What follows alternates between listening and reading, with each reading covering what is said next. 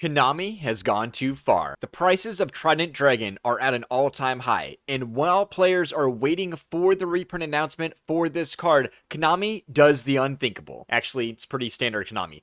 But they release an official video about Trident Dragon with just a little bit of a cherry on top. You'll need a copy of Trident Dragions, so make sure to check your collection to see if you have one, and ask a friend if you don't. And now, while some players might have had to dig in the ground to their time capsules to obtain theirs, many players are fuming. Considering the rarities of the Tenpai deck, many players were believing that this was going to be the budget alternative to the format. So this announcement did not land well at all. And if you're not familiar with why this has made the community so angry, you can simply ask a friend. But jokes aside, some players have gone a little overboard and apparently have threatened Konami officials. And honestly, that's a little too far, guys. Let's kind of calm it down. We're going to get a reprint of this card in like a month or two, okay? Let's be honest about that. But this topic has brought up a bunch of grievances players have already had with Konami. And while many players are stating that this is not the instance that angered them the most, but it is potentially the straw that broke the camel's back. So we wish to address some of the grievances players have been having with the game as of recently, as well as ask the question, did Konami go too far? So players are upset with Konami's recent as well as ongoing practices. And with the prices of all the commodities going up pretty much throughout the walks of life, many are now realizing that keeping up with this game to the current meta is unmanageable. And now, unlike the videos going ballistic over the price of cards, this is not a rage video. I simply wish to address the problems that players have been having with the game, as well as hopeful solutions that Konami might actually go in the direction of. And now the four biggest things that players have been having problems with Konami is original card printings, as well as how Konami has handled reprints of these cards. And then the other two are extremely big in the competitive scene, and that is ban lists, as well as tournament payout. And now, starting with the way that Konami prints its product. Now, many players have been realizing that Yu-Gi-Oh! Has almost been stuck in a very old way of printing cards. And now, throughout the years, Konami has changed the way they have actually done their original printing of their starter cards, their core sets, things like that. And we have even gone from no ratio sets to having set ratios for secrets, for ultras, and all the like. So we have seen improvement on Konami's end of this, but as we know, we are very far from perfect. And then unlike the OCG, the TCG really is more kind of a money grab scenario where you do have the quarter century secrets as well as normal secret rares, but we don't have collector rares or the ultimate rares that a lot of the OCG sets have. And then on top of that, the way the rarities in these sets are distributed are vastly different than that of the OCG. And that does make the prices of our product vastly different than in the OCG as well. So not only does Konami kind of weigh in on the rarity changes over in the TCG, but this will definitely drive up prices on choice secret rares that we've been seeing. And now Konami has been putting in the quarter century secret rares to kind of make it a little bit more available value to the players in the sets, but we're seeing time and time again that the actual balancing of the rarity distribution in the sets is very inconsistent, and these are leaving certain sets to spike in price, certain cards to spike in price, as well as other sets just to flop right out of the gates. And that is definitely a situation that Konami needs to handle, and fast. And now on top of the rarity issue, there is also a secondary issue that lies in with Konami not actually kind of announcing all the rarities for all the choice cards in this set. Sometimes they wait to announce which collector rares are what. They wait for vendors to open up the product. And we've actually seen multiple times in the past that allowing the players to kind of drip out the content of the boxes is actually detrimental for the card prices overall.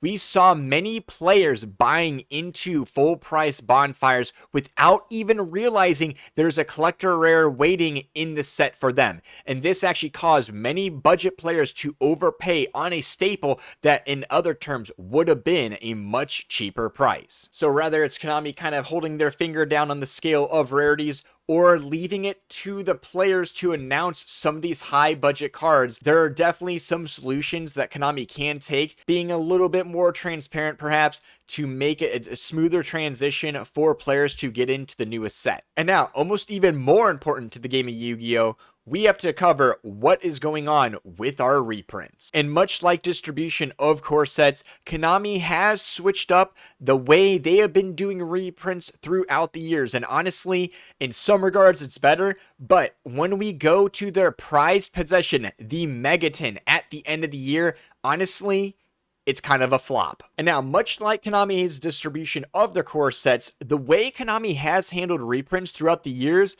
has changed drastically. And now, some players definitely can argue there are a lot more reprints available nowadays than there has been in the past. But for the players keeping up with the metagame that are on a budget, some of these reprints have not been your friend as of recent. And then on top of that, many players are stating, and for good reason, that the time in which Konami reprints some of these choice staples is way too long. So we've actually been seeing Konami recently test out faster responses on these reprints through their model of the OTS Ulti reprints. We've seen Fenrir, Sprite Blue, Triple Tactics Thrust, even Forbidden Droplet, all put into the OTS as an ulti very quickly after their initial printing. And now, while this does add a higher ceiling to the card overall, but this is a good look for Konami in hopes that they do get to faster reprints. And we're actually going to get into why this would actually improve the health of the ban list as well. But many players are saying that the consistency rate of these reprints needs to be much better. Yes, we have consistent reprint sets,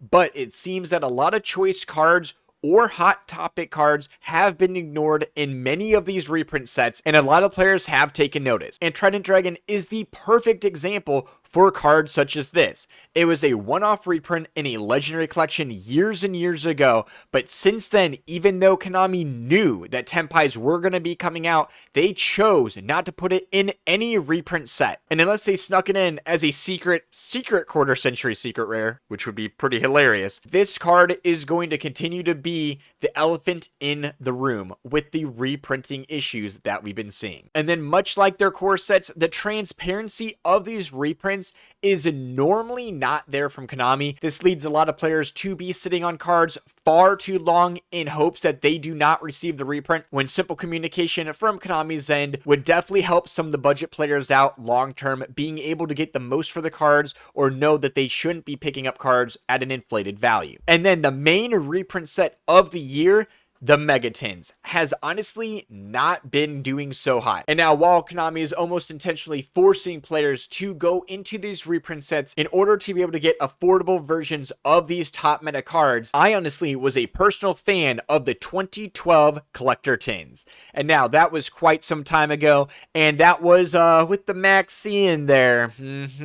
But let's just say that those tins were amazing. Not only did they offer actual packs so you could get anything from those sets, which I mean some players are not really keen on, but they were consistent in what they offered. You knew when you were buying those tins, the meta staples you were obtaining, and then on top of that, you were getting random chances at the packs that they were reprinting for unlimited versions. So not only would this put unlimited cards back into the card pool, which does increase first edition card prices, don't think it doesn't, but this does add a consistent reprint method to Yu-Gi-Oh! That we've been missing for quite some time. And honestly, for me, since they switched the newer Megaton product, I haven't bought a single tin. I am not going to gamble with more tins, not knowing what I'm getting. I'll just wait and buy singles, man. Like, honestly, I'll just wait and buy singles. Half them are exceedingly cheap for what you get. You get exactly what you want. So, in my personal opinion, going back to the collector tins model would be a much healthier outlook to the game. And again, doing these at a faster pace would definitely be helpful as well. And we are actually going to be tying that faster reprint theory with the issues we've been seeing with the current ban list. So the main issue that a lot of players have been having with the recent ban list from Konami is we don't know when the hell they're coming out. We really don't. OCG has like a set date. They're like, all right, we're getting it now. It's going to be great. We know when to expect it and when to start letting off some of our money cards. And I know they don't have like the secrets for them, but that is why it's even more important for TCG to actually have a little bit more transparency from Konami when these meta changes are going to be coming down the pipeline. As we saw, they even let EU off scot-free this like last week with the ban list, but yet TCG players are rushing to be able to get their copies of these cards that just got unbanned to be able to compete in the YCS this weekend. And while I find that exceedingly entertaining and will be watching this YCS closely and streaming it, so do be checking us out, but for the competitive player, not even being able to order some of these cards online and receive it by the time the YCS happens, that is a slap in the face to the players. Again, as a watcher, very exciting, but that is insane to be expecting for players going into the newer format. So I'm not even saying that a set date list this specific day every time we get a list. I'm not saying that should be expected from Konami. Konami's even voiced that having set lists is not even necessarily healthy for the game overall, but at least tell the players like, hey, for this next event, you might need to start looking around because we're going to drop a ban list before then. I mean, it's not perfect. It's not perfect, but at least kind of give a little bit of heads up for the players that are going to be preparing into the future. But that is just a symptom of the overall problem and why they do it. And I think the main reason they do it is, yeah, it's kind of to spur things up, keep things spiced. But we saw they didn't even hit Snake Eye on the list. I mean, they hit the Baron, they hit the Savage Dragon, they hit the Link Karibo, they hit Snake Eye. I'm not going to say they didn't hit Snake Eye, but they didn't actually hit Snake Eye, okay? They hit boss monsters for a bunch of decks, which you can debate that's good or not. I honestly am glad Baron's gone. Good riddance, okay? But Link Karibo is the exact, like, literal example of what the hell is the matter with the ban list, okay? And it is because we do not have reprints up to speed with the current metagame. We know in the game of Yu-Gi-Oh! The metagame is constantly changing. So not having an up-to-date ban list is very detrimental to the health of the game, okay? And if anyone thinks this last ban list was actually to balance the game outside of banning things like Baron and potential summon limit, you are crazy. That was a financial decision from Konami right then and there. And this leads us, like I said, into the reprint issues that Konami has, but also how this heavily affects the ban list and the health of the game. So we saw Baron, Savage Dragon, Summon Limit, all these cards essentially come out of Rarity Collection 1. So not only did Konami wait years to give us affordable versions of these cards, but they essentially made sure budget players had time to pick up these cards with what little money they had, and then gave them a whole format to play them before they banned those cards as kind of scapegoats instead of hitting the problem cards in the new format. Okay, so... and if you think Rarity Collection is going to be any different with Appaloosa or IP Masquerena, you are sadly mistaken. We're going to be seeing this same trend happen with Rarity Collection too. So for the budget players out there holding their money for these cards, do be wary. But this goes back into the reprint method of Konami, basically saving all their money cards from being hit on the list unless they're a problem like a Rise Heart, so that they can actually put as much value as possible in the Megaton reprint sales at the end of the year. So Konami will literally scapegoat a card like Link Karibo, literally ban that card in order to save a bunch of the actual problem cards like Original Sinful Spoils from being even remotely touched on this most recent ban list. So not only is Konami flopping reprints on purpose throughout the yearly reprint set in order to put all this value that's going to tank in the coming years in the Megaton, and then while you're buying these Megatons and these Rarity Collections on these stunted reprints, they're actually printing more new core sets for the meta players to be actually dumping their new money into, that are going to be giving them a longer lasting meta effect, that is going to be giving them longer lasting meta relevance. So not only is this just unhealthy for the game, this is anti-budget player to the max. And honestly, I don't know how much longer this can actually go on for. So I guess it'll go on for as long as players allow it to. And then not only that, but for the other half of the cards that get reprinted in these Megatons that don't get hit on the list, a lot of them aren't even as relevant in the meta like the Sprite was, because other decks have already power crept them out of the format. So even having them in the tins, it just reduces the price of the overall card, so players are able to even opt in to a tier 2 deck. And this is why reprints faster would definitely be good. Not only would it allow players who are holding onto the cards from the main set that spike up in price know, hey, it's safe to get rid of these cards because I'm going to be getting a reprint faster, but for the budget players out there, they're able to get into the metagame before their deck is just completely irrelevant. And then on top of that, the ban list would actually be able to hit problematic cards faster because Konami has already reprinted these cards to the budget players. Yes, this does keep players buying in cards that are going to be hit, but this is going to A, happen regardless, B, you still get to play in the metagame if you're a budget player, and C, the ban list can reflect into a healthy state of the game. So this is an issue, and faster reprints is a healthier game. Now, when we say that, I do mean no more same rarity reprints. I understand 2 ultras, I understand 2 supers, 2 secrets started getting a little weird. But when you're talking about reprinting cards in quarter century secret rares that were actually in these prismatic secret rares, that is a complete smack in the face to the collector community. And that is the community that is essentially keeping these core sets being bought to the max in order to obtain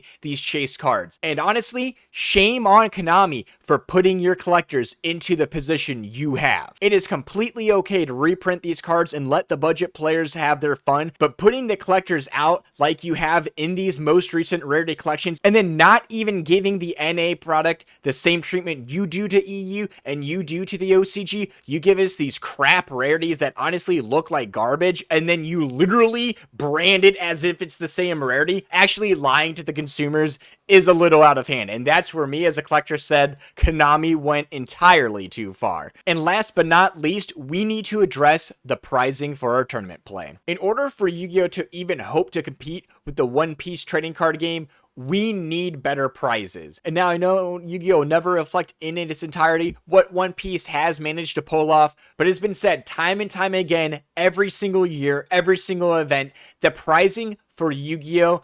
Is horrible. It is a complete disgrace for a card game that's been around for so long, and for the players that manage to make it into the top brackets and even win these events, it is not too much to be asking Konami to be stepping up their pricing game for these events. Whether it's a simple tournament pack that is only giving out in regional or higher events, or reprints of tournament cards in tournament-only rarities. This would give players a real reason to go to these tournaments outside of some of the side events. And in the long run, the overall cost to Konami would not be as much as the hype that would be gained from the player base in having tournament packs that give specific rarities to chase cards that if you go to these events, you can pull. A little cost on Konami's end, but this would yield to great value in the pockets of the players at a time when they need value most. And then on top of the value being added to the players' collection, this would actually increase confidence in the game of Yu-Gi-Oh! So Konami not even addressing a prize pool change